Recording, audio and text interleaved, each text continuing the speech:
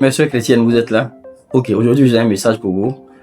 Et nous observons maintenant que aujourd'hui, lorsqu'un homme vient vers vous qui vous demande la main, la plupart des jeunes sœurs chrétiens, au lieu de regarder à la culture de ce dernier, c'est-à-dire se poser la question si cette personne est convertie ou pas, on regarde surtout à la poche de ce dernier, qu'est-ce qu'il peut m'apporter, est-ce qu'il a de l'argent pour pouvoir s'occuper de moi.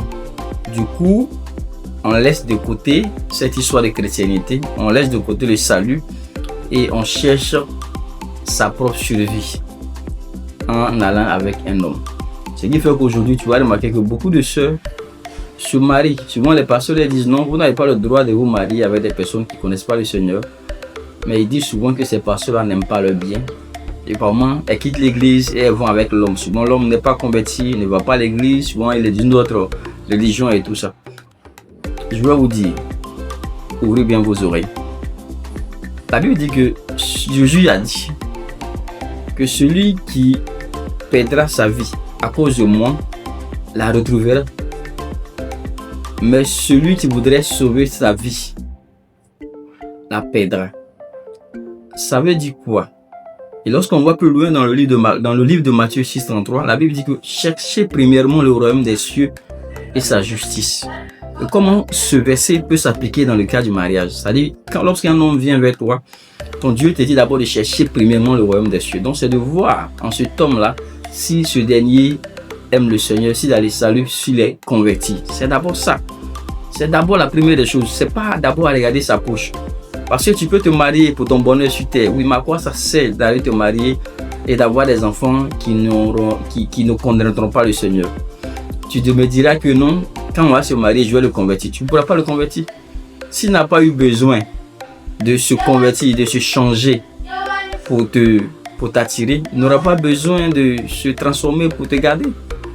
Il t'a accepté, tu l'as accepté tel qu'il est. Il ne va pas devenir chrétien maintenant qu'il t'a dans sa vie. Je suis désolé. Jésus vous aime. Jésus nous aime, mais il ne pourra pas tout faire à votre place. Vos pasteurs ne vous voient pas. Personne ne vous voit. Mais sachez une chose, qu'après cette vie sur terre, il y aura un séjour. Et où iras-tu? Où ton âme ira? Si à cause d'un homme, tu réunis ta foi, si à cause de tes propres biens, à cause des biens matériels de cette terre, tu réunis ton Dieu en allant avec des incirconcis, en allant avec des non-croyants, parce qu'il a de l'argent, il a des voitures, il peut aider ma famille. C'est bien beau, mais tu n'iras pas au ciel avec ça. C'est bien beau, mais tu n'iras pas dans le sein d'Abraham avec ça. Oui, parce que ce qui importe Dieu, c'est ton âme. L'argent, c'est Dieu qui donne.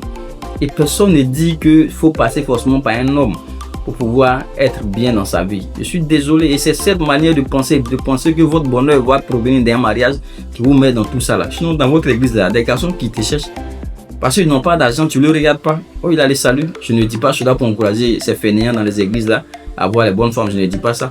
Mais au moins, il y a des jeunes qui se battent. Vous pouvez vous mettre ensemble, vous battre demain, ça peut aller. Mais pour de l'argent, ne vends pas ton âme. Vendre ton âme, c'est pas aller voir le diable directement. Non.